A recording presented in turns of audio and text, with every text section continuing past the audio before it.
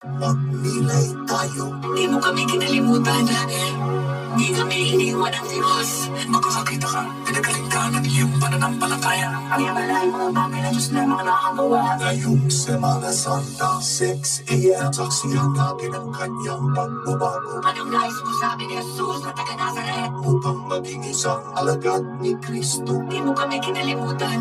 Di kami iniwan ng Diyos. Magdalena on the Thursday, 6 a.m. Saksihan natin. Anak, bangon. Ang dakilang kwento ng kanyang mga himala. Gusto kong makakita.